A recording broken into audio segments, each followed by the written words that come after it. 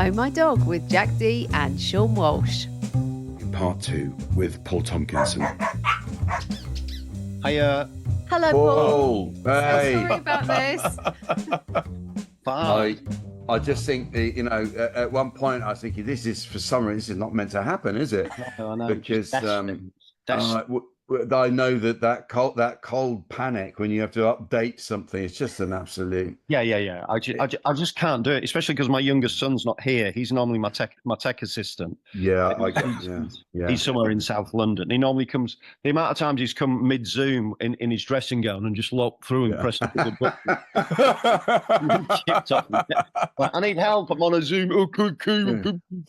But no, we got there. It's incredible. Where are we going to pick it up from? Because none of it worked last time. No. It's such a shame, isn't it? It's such a shame because it was so fresh, wasn't it? It was so fresh and alive. It was wonderful. It was great, but I think we can recreate the magic. Yeah. What happened?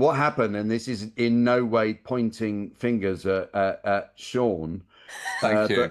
But he took his headphones out halfway through. Right. And Riverside decided just to stop recording as a result of that, because one person that was what happened. I'm sort of framing Riverside as some kind of malevolent entity at the moment. Exactly. They've launched a new Chrome on us last minute. Yeah. It's satanic. I'm in a panic. When we just left it, it says it feedback, and you have the sort of upside down. So I always put upside down thumb, just because I don't want, even if it was okay, I don't want to be happy about it. Sorry. Just now I put on the comments, I just put useless and sent that to and it's so pathetic because I'm thinking someone will read that and go, oh no, what's happened? We better make it better. Poor Jack's had a bad experience. There's always that great moment at the end of recording these when you try and close it down, isn't there? There's that sort of helpless panic where the social phase is over and you just want to get back to normal. Start scratching yourself and stop.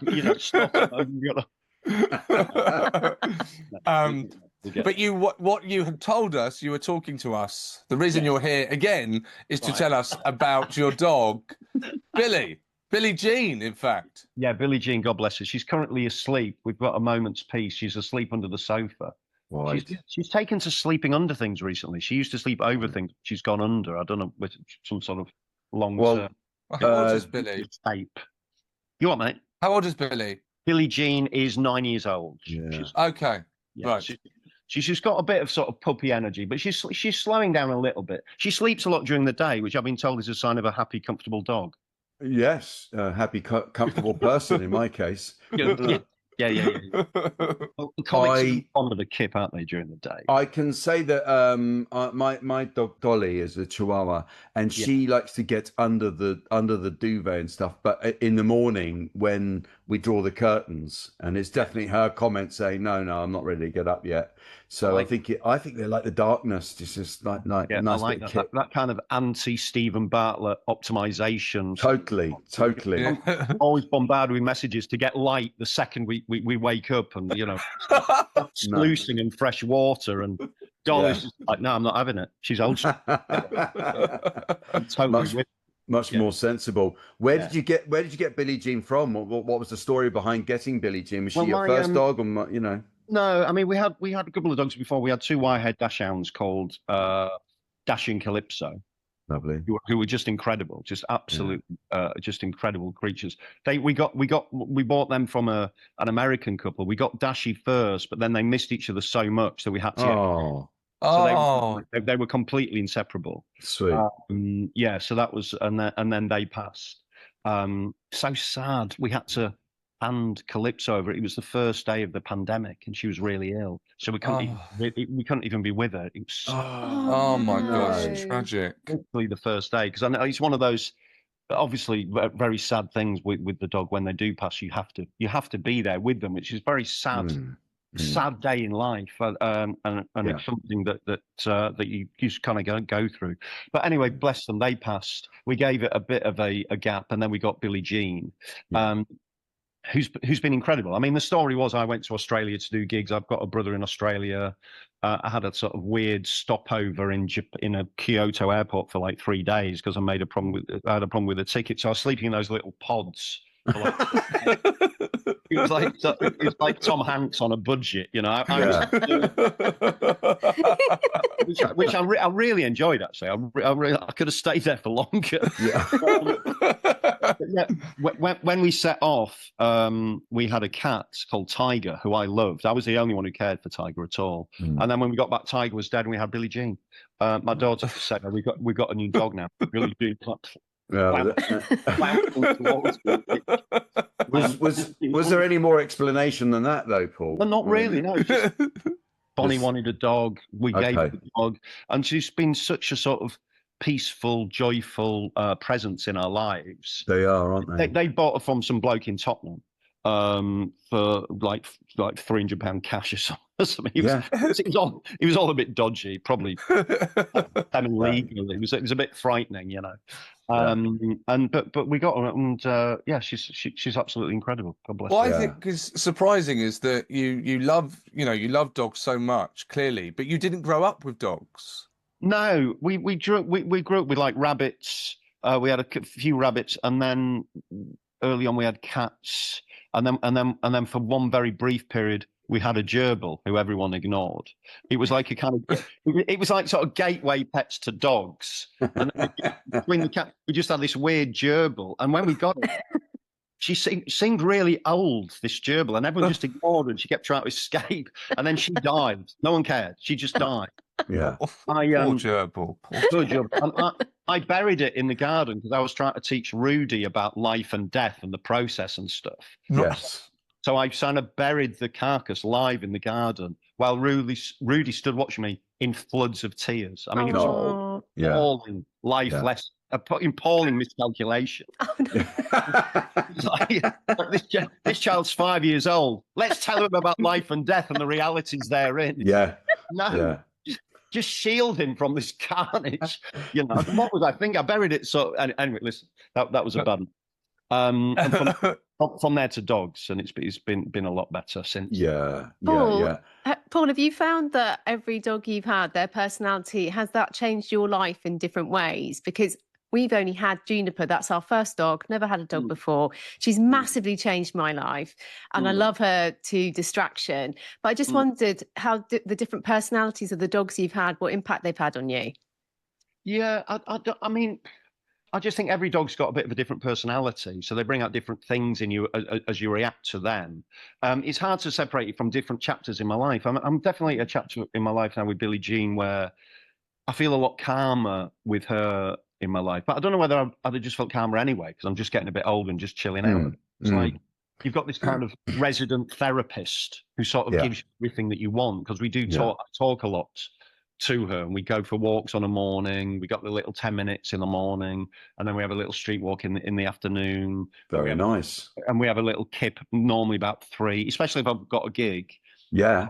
Often, even if I don't have a gig, I'll have a kip in the afternoon. Yeah. Welcome to my world. That morning period is so hard, isn't it? Getting to 2 without a kip is such a major achievement. When you say you talk to Billie Jean, what are you talking? What kind of conversations are you having?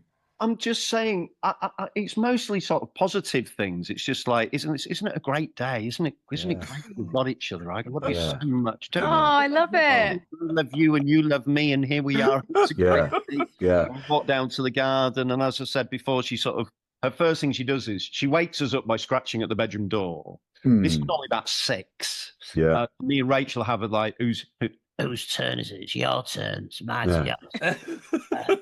I did it yesterday. I'm married to a trucker from Bradford. And so when I get out of bed, we go down to the kitchen. She scratches at the kitchen door. I open it, and she runs out of the patio, jumps off, the little ears fly up, and she goes straight to the corner of the garden. Looking for, I don't know what she's looking for, but it's such an optimistic start to the day. It's so inspiring in a way, isn't it? Dogs are so inspiring in their sort of hope and joy and energy. Yeah, I always find that thing where they just live in the moment is such a good reminder constantly to us to do a bit more of that, you know. Yes, absolutely. And I've always said that with Dolly, she's like a little spirit of joy, just there to kind of remind you that that you can just enjoy this moment. That's it. Absolutely. But they've got that, but they've also got the kind of mad optimism where they will chase crows and pigeons with the ideas that they might be able to catch them. I know. Even though these creatures can fly. I know. They always set off. I know. And then and if they can do that, then I can develop a sitcom with the hope we can get a commission. You know what I mean? For sure. Exactly. Hope, isn't it? Yeah. Gender's hope and optimism in you, you know. Now you've got a new book out, your second book, which I've nearly finished. I'm on the last chapter.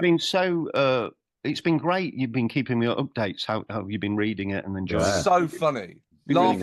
Really laugh out loud, funny. People turning around, looking at me. I look mad. I actually had a moment. I thought you would love this. I thought this was very you. I was reading it on the tube and it made me howl. And then I had to explain to the man next to me what the book was, why it was so funny. And then we had a moment and then we kind of connected. He started talking about running. Right. I thought, this is what you would love. This is why you. Fantastic, of course. Yeah, connected, isn't it? Yeah, yes, fantastic. connected. Very you. A sort of very positive. See it, say it, sorted. You know? Absolutely. Yeah. Yes. You've been very sweet with it. The book's been out since sort of May. You only came out May the 22nd. You came to the launch, Seann. It was good fun. I did come to the launch. The launch was good fun. But is there an audible version of it? Yes, as there well. Well, there okay. I should just say it's called Running Through Sand, an aging comedian's ill thought out ultra in the Sahara. An ultra being an ultra marathon, is that right? Yes. Yeah. It relates. I mean, the book's about sort of getting a little bit older and adapting to life as a runner and a person, and there's bits about comedy, relationships. But the central sort of event of the book is the Marathon des Sables, which is a week-long 250-kilometer ultra run around the corner of the Sahara Desert. It's not, people say it's running across the Sahara. It's running across a little bit of the Sahara, and it's self-sufficient. So you carry your own food. They give you loads of water. You sleep in a tent every night, and it's a really experience that I was really glad to get. It was quite torturous to build up to it. It took me about 3 years to get fit for it because I kept getting injured and things happened. But now that it's happened, I'm very pleased that I got the chance to do it. Yeah. Did you keep a diary? Did you keep a diary as you went along, Paul, or have you just remembered it all in one go? I took my phone and I had a voice record, so I was making little notes at the end of the day. It's very pure like that. It was very sort of like you'd wake up with the sun. You'd wake up with the sunrise. Yeah. Yeah. Oh. You'd have have a little bit of food, not too much, and then you'd run and walk all day, and then you'd chill in your tent, and then I'd do a little bit of writing, bit of scribbling, and chatting to the guys. There was a big part of the book is just connection with other people when you're doing these things. You find you find a tribe, you know. They were great. There were really different characters, sort of different. Loads of, we call ourselves a middle-aged misfits. They were all sort of like mid-40s. I was the eldest at like 55. We just really supported each other immediate support and loyalty and helping each other. Good. And it was really good fun. Yeah. So I just scribbled every day and then went to bed at sunset and did the same thing. Yeah. It was fantastic. You almost didn't make it. Yes. Because of dogs. Yeah, there was. Yeah, I mean, there was a few years. First year I was injured. Then I trained really, really hard. 2024, got crazily fit, quite obsessive. It was weird. Before I trained for the Marathon des Sables, I used to see those blokes running really slowly around parks, laden down with rucksacks, and I used to find it really tragic and performative. Like, I'm a bloke. It's hard. Everything's. Do you know what I mean? And then I found myself. And then I became one of those blokes, and I was aware that I'd been one of them, to the extent that sometimes I'd find myself apologising to women of my age as I ran past, just like, I know this seems really performative. I found myself People thought I was mad. People thought I was insane, you know. I got really fit, and then I got and 10 days before 2024, the race, I got run over by 2 dogs in the woods. They were running side by side. Then maybe they were the spirits of dashing Calypso. I don't know. And yeah, they just took me off at the knees. Dogs get a force together, don't they? They get a kinetic energy together. Sure. It's quite undeniable if they choose to run into you. So they were running at. I heard this high pitch. Randolph! And I was like, who's Randolph? And I was just running on through the woods. Randolph! And then before I know it, 2 dogs running at me. And then they just took a sharp right. It was like they're on some kind of sort of GPS to sort of take me right in my smashed me on the ground. I smashed my shoulder. And broke loads of ligaments. It was quite good though, because I got to spend a bit of time in hospital being a little bit ill. Okay, yeah, and I find that quite pleasurable. When you know when you don't have to do anything, you get the license. To just take painkillers and like swan round the hospital and I couldn't even tie buttons because my shoulders. So I'm just like there with like my belly hanging out and just like chatting to all the guys who work in the hospital, taking tramadol and stuff. I quite enjoy those brief windows. Slow, license to do nothing, you know. So that was actually quite enjoyable. But the next year I got fit again and I did the race and. Yeah, it was great. It's more of a mental thing. Incredible. Yeah, sorry to interrupt. Just quickly, a reminder that myself, Jack and Sarah are now on patreon.com. So if this isn't enough for you, you can sign up and become a member at patreon.com/OMD pod, where we will go off lead. That's the name. Oh My Dog goes off lead, where we kind of go off topic, away from dogs, and we chat about what you want to talk about, or we just catch up, and it's a lot of fun. People seem to be really enjoying it. So there's a little link in the episode description. Just tap that, sign up, and we'll see you there. Back to the episode. I see a lot of people running with their dogs. I slightly sense that they're trying to do 2 things at once, and I do think I think it feels like the wrong way to go. Where are you on running with Billie Jean? Yeah, I'd never do that. It's sort of like it feels a bit weird. It feels like the dogs might not be in on it sometimes. Yeah. Definitely seen that. Yeah. It's like those people who run with their kids at park run. Have you ever seen those? Yes. I mean, put it in the buggy. Well, or the kid is running as well. Oh yeah. Well, I mean the people running, but I'm talking about people running with next to their kids. Now, I've seen people in Hampstead running with their 9-year-olds, like remonstrating. And of course, I've had to step in. We've had a massive row. Yes. I love rowing with people like that. I just love it. I just love it. But yeah, I've done park runs with people pushing a buggy whilst on the phone beating. Yeah. And I'm quite fit. This was like a sub-20 park run, so it's quite fast. Yes. They're just chatting on the phone, pushing a buggy. Some people are just so expensive. Yeah, but that's not acceptable behaviour. I think you've got to do one thing at a time. Don't go showing off. I totally agree. Yeah, absolutely. Yeah. All the dogs. And also, dogs don't necessarily want the kind of exercise that provides, and they often don't want as much exercise as sometimes we think. Certainly, Dolly doesn't. She's tiny, but you know. How old is Dolly? Well, Dolly's quite old. We think she's about 4 when we got her, right. And she was sort of an orphaned. I like to say, she was looked after very nicely. I think at this she was in a Chihuahua hostel, which I didn't know. There's a sitcom waiting to happen. The Chihuahuas backpacking their way around the world. And anyway, they just hitch rides in other people's bags, don't they? Yeah, that's that kind of thing. Without even noticing. I know. We were lucky we got her just before she went off. Yeah, look, it's anyway. But she doesn't need much. She doesn't need much exercise at all. You just got to let them do what. What they want to do. I mean, as we said before, but it's just like I'll let Billy lead the way when we go for walks, and it's like you have a very laissez-faire kind of approach to training a dog. Yeah, I suppose it would be called gentle parenting, maybe in the correct. Oh yes, yes, you're right. Yeah. I tend to just let her lead when we walk, so I don't know which direction I'm going to go.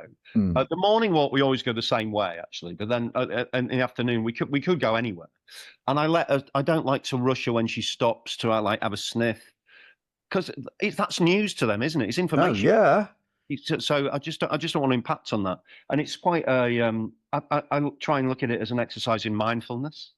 Oh, good. Oh, here we go. I'm just that kind of person. I'm just seeing in the moment. Yeah. Well, I took Mildred for an evening walk the other day to Notting Hill, and there's a park. There's a route I could take that goes for a park, but of course it was the evening, so the park was shut. And I did this and I thought, do I look mad? Where do you stand on this?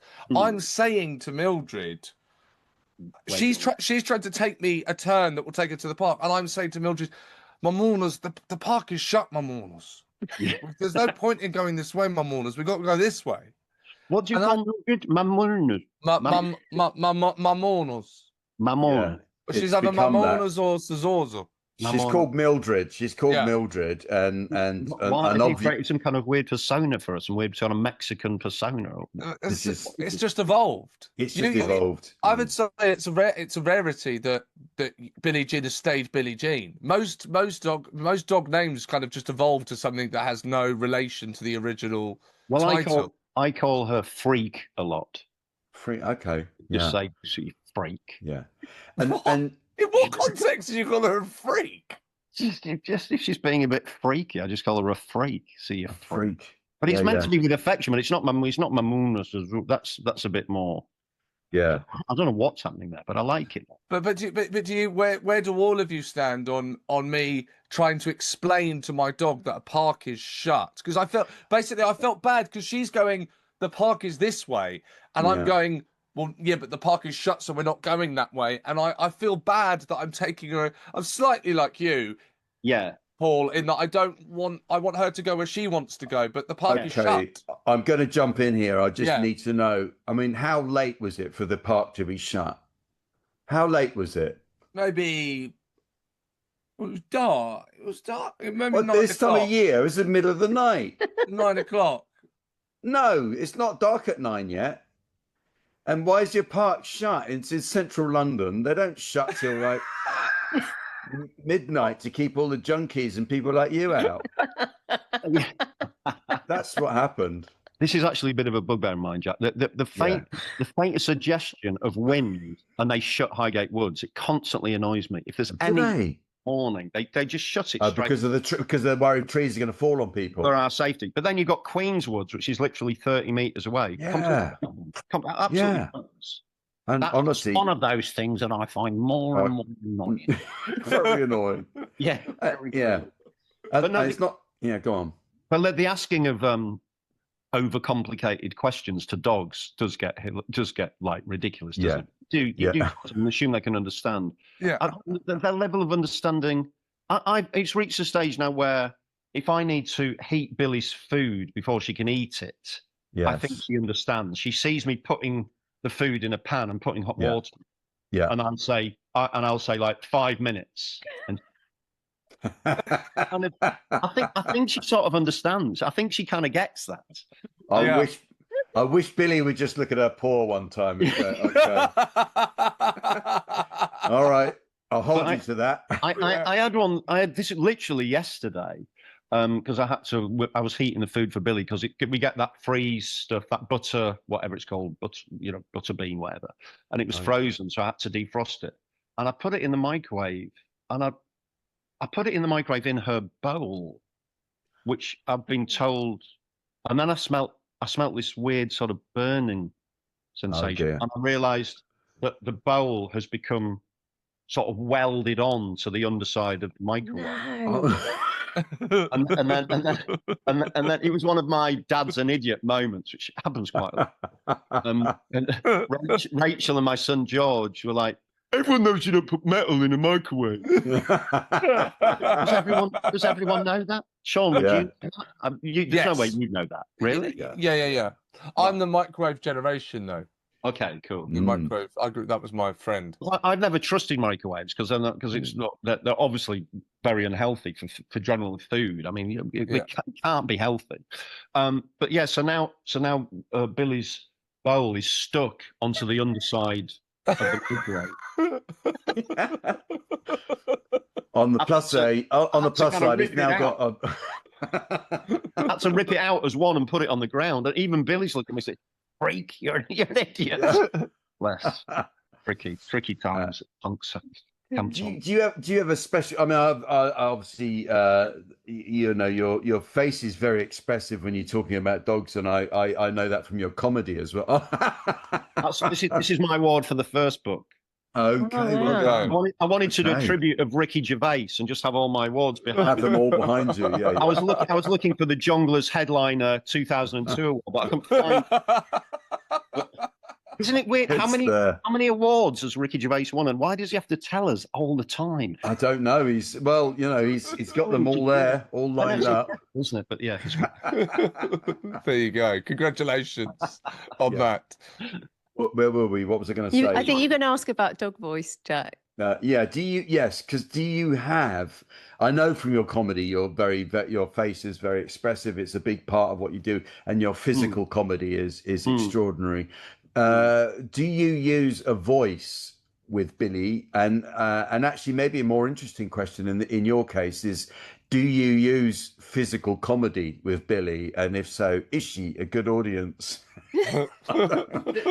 Ridiculous question, sorry. I was making it up as I went along. That's a wonderful note. Talk about living in the moment. I mean, that was you really sailed downstream with that one. You're suggesting I do slapstick for my dog? Is that? Yeah, I wouldn't put it past you. Yeah. I will bark at my dog. I mean, I will bark after she barks at me, which often quietens her down. The only way I've really got of her of sort of shutting her up is pretending I'm going to throw a cushion at her. So okay, yes, and then she retreats with a. When you do that though, have you actually got a cushion in your hand? I have to have something in my hand. It works best. Okay. Yeah. Sometimes I will throw things at her, a tea towel. Yeah. But nothing that's ever hard. No, of course not. No. But if you watch this back, I think you'll realise how mad you look when you do that. So I'm not surprised it quietens her down. Yeah, it definitely quietens her down. But as I say, I talked a lot in quite a soft voice, quite a soft kind of affectionate. Oh. It's the eye contact of dogs, isn't it? It's I probably have more eye contact on Billie Jean than any other sentient being, whether she's asking for food or anything. Just that sort of, just that open look of the dog. And the sheep, every now and again, it is the sheepishness, isn't it? I don't know whether Dolly does that when they know they've that little glance. It's so heartbreaking, isn't it? Yeah, completely.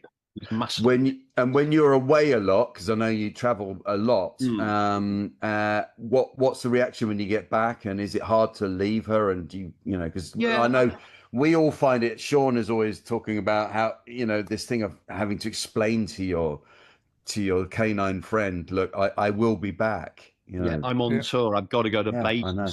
Yeah. Talk to my manager. It's Basingstoke and then Hull consecutive days. It's tricky. I find it most sad when the whole family's going. When you're getting ready to go on holiday, when you're getting the bag, when they see the luggage by the door. I think that's a genuinely sad moment. But we always get a friend in to look after her when we're on holiday, who she knows really well. But she looks out of the window. She's got that look as you leave. One of our kids has a painting of just her in the window, and that's such a great thing when you return home, isn't it? And they're just there in the window, and then they run to the front door. Yeah. And you will take Billie Jean abroad, won't you? Yeah, we had a few years where we took her abroad. We drove through France and into Italy, and I really enjoyed those holidays. But ultimately, it's a bit hot for her, really. That's the problem. Just a bit too hot. It's a bit too hot. I like it, but this year we didn't go. We didn't take her with her. We just got back from southern Italy, and it's probably best for everyone, really, because it's too hot. She doesn't really want to go for walks. It felt a bit selfish. The fact is, the guy who looks after her probably looks after her better than we do. He's just like really into dogs. Yeah. So it really works. So yeah, it's sad. It's sad when she keeps sentry like most dogs do. She's at the front window, barking at foxes, barking at dogs, barking at cats. She's quite mouthy till she gets close. She's a real coward. Once she gets close, it's like you see her when she actually comes close to a fox, and it's just when she gets close, absolute fear, and but she talks a good game, Yeah. Paul, we always finish on this question. We haven't singled you out for it, just letting you know. Do you let your dog kiss you on your mouth? Do you let Billie kiss you on the mouth? I mean, I do, and I would, but she doesn't want to. She doesn't feel like she wants to very often. She's not big kind of. I think that's unusual. Yeah, that's the first rejection we've ever had. Yeah, she kisses other people on the mouth. It's just whether there's a comment on that. If it came down to it, I obviously would. I mean, we kiss a lot, we rub her a lot, we're very affectionate. But no, the mouth stuff doesn't seem to be a huge factor in our relationship. So brilliant. Okay. Paul, thank you very, very much. And I know you went to quite a lot of trouble to get this interview to happen because of all kinds of technical things. Yeah. And good luck with the book as well, Running Through Sand. Yes. I'm going to probably download that because I tend to listen to my books in the car. Yeah, why not? Yeah, no, that'd be well, great. it'd be really good. Pleasure. Yeah, and I really hope to see you soon on the circuit at some point. It hasn't been for a long time, And here we go. Thanks for Thank you so joining much, us. Paul. Thank you. Cheers, Paul. Thank you. Bye. It was wonderful to speak Fantastic. to Paul Tonkinson, wasn't it? Yeah. Yes. And remind me the name of his book, because I actually don't know what the name of the book is. It's called Running Through Sand: An Aging Comedian's Ill Thought Out Ultra in the Sahara. Paul Tonkinson. Yes. So and you're the one who's reading it, but you can't remember what it's called. Well, because he sent it to me, so I didn't have to. I never really looked at the cover. So you read it without thinking. I don't even know what it's called, but I'm going to read it anyway. I know, but I suppose I didn't need to know what it was called because I wasn't asking for it. I wasn't trying to find it. It was sent to me. I don't think anyone can follow that logic. I think that's the logic. That's the logic. To me, it's just Tonks's book. It's just Tonks's book. Right. Okay. So it's written a book. About stuff. The desert, running in the desert, but it's fantastic, and we'll put a link, won't we, in the episode description where you can get the book. It's very funny, and he absolutely loves dogs. Go on. I was just going to say, talking of books, earlier, well, it would be yesterday, in the episode, we were talking about Malvern, and you were saying, wasn't there a famous book from there? Well, C.S. Lewis went to school there. That was it. That's what I was looking for. That was it. Thank you. To Malvern. Okay. That's what I was looking for. And also, J.R.R. Tolkien spent time there. That was it. The influenced Lord of the Rings. Wow. Yes, that was it. Yes, well, the hilly landscape and stuff. Yes. Is good. I like it, but it's quite hilly, and I don't like hills. I hate hills. I don't like hills very much. I hate hills. So I like a bit of flat pavement. That's my ideal walk. That's what I like. Yeah. Because I'm from Brighton, and Brighton is very hilly, so I lived on top of a hill. I really hate hills. I did in Hampshire, and cycling was always the last bit was going up this hill to the house, and I've sort of always resented cycling ever since. Anyway, that's my issue. And I've let it go now. But listen, thank you everyone for listening to Oh My Dog. We hope you enjoyed taking a deep dive with us into our love of dogs. Yes, please go and subscribe to us on Spotify and YouTube, and follow us on Instagram at OMDpod. You'll find loads of extra content and videos there, and send us your voice notes, and join the Off the Lead pack on Patreon. Go to patreon.com/OMDpod. And of course, we'll see you on Friday for the final Bark Back. Yeah, don't forget to give us a 5-star review wherever you get your podcast too. And remember, a dog is for life, not just for podcasts. Would you do an ultra marathon? Absolutely not. No. But you like to run. Yeah, 4K. Okay, all right, it's not bad. How about you? Sorry, are you a runner? Are you a good runner? No, not at all. No. Yeah. Just me then, isn't it? Oh. Yeah. You're on your own, mate. No, Enjoy. I'll do it on my Have a good one. I look forward to the book.